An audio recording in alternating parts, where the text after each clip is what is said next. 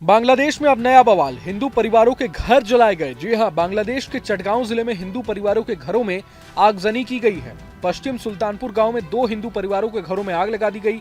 आरोप है कि हमलावरों ने घरों के दरवाजे बाहर से बंद कर दिए थे। स्थानीय लोगों के मुताबिक 2 घरों के कुल 7 कमरे जलकर खाक हो गए। ये घर सुखाशिल और दिहाड़ी मजदूर अनिल शिल के थे। घटना के वक्त घरों में 8 लोग मौजूद थे। रात का खाना खाकर सभी सो गए थे। तभी अचानक आग लग गई। जब परिवार के लोगों ने बाहर निकलने की कोशिश की तो पाया कि दरवाजे बाहर से बंद हैं। जान बचाने के लिए उन्होंने बांस और टीन की दीवारें काटकर किसी तरह बाहर निकलकर अपनी जान बचाई। इधर दक्षिण एशिया की राजनीति और सुरक्षा संतुलन में बड़ा बदलाव लाने वाली एक संभावित डिफेंस डील को लेकर चर्चाएं तेज हो गई हैं।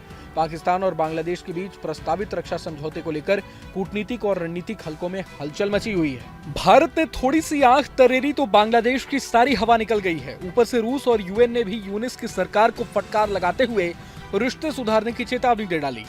यही वजह है कि इस परेशानी के वक्त में बांग्लादेश को गद्दार पाकिस्तान की याद आ गई है। दक्षिण एशिया की राजनीति और सुरक्षा संतुलन में बड़ा बदलाव लाने वाली एक संभावित डिफेंस डील को लेकर चर्चाएं तेज हैं। पाकिस्तान और बांग्लादेश के बीच प्रस्तावित रक्षा समझौते को लेकर कूटनीतिक और रणनीतिक हलकों में हलचल मची हुई है। दरअसल पिछले कुछ महीनों में पाकिस्तान के शीर्ष सैन्य और खुफिया अधिकारियों की ढाका यात्राओं में अचानक तेजी देखी गई है।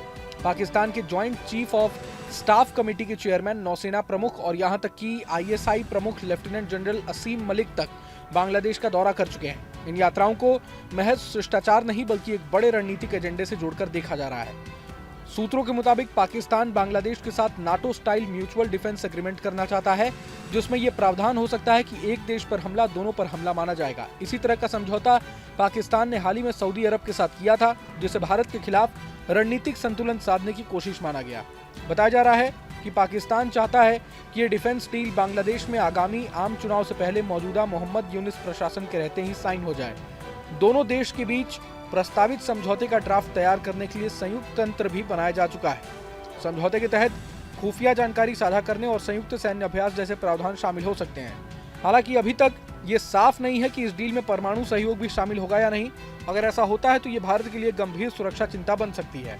पाकिस्तान पहले भी सऊदी अरब के संदर्भ में अपने परमाणु क्षमता को लेकर अस्पष्ट लेकिन संकेतात्मक बयान देता रहा है। इस बीच बांग्लादेश में हालिया राजनीतिक अशांति और भारत विरोधी माहौल ने पाकिस्तान को इस डील को आगे बढ़ाने का अवसर दे दिया है।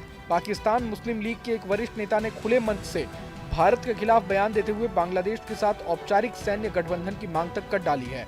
भारत सरकार ने फिलहाल इस मुद्दे पर कोई आधिकारिक प्रतिक्रिया नहीं दी है, लेकिन सूत्रों के मुताबिक नई दिल्ली पूरी स्थिति पर कड़ी नजर बनाए हुए है। अगर ये समझौता अमल में आता है तो भारत के पूर्वी मोर्चे पर सुरक्षा चुनौतियां बढ़ सकती हैं। राजनीतिक विश्लेषकों का मानना है कि पाकिस्तान इसीलिए जल्दबाजी में है क्योंकि अगर चुनाव के बाद बांग्लादेश में भारत समर्थक नेतृत्व सत्ता में आता है तो ये डील ठंडे बस्ते में जा सकती है। बहरहाल पूरे मसले को लेकर आप क्या कुछ सोचते हैं हमें कमेंट बॉक्स में जरूर बताएं।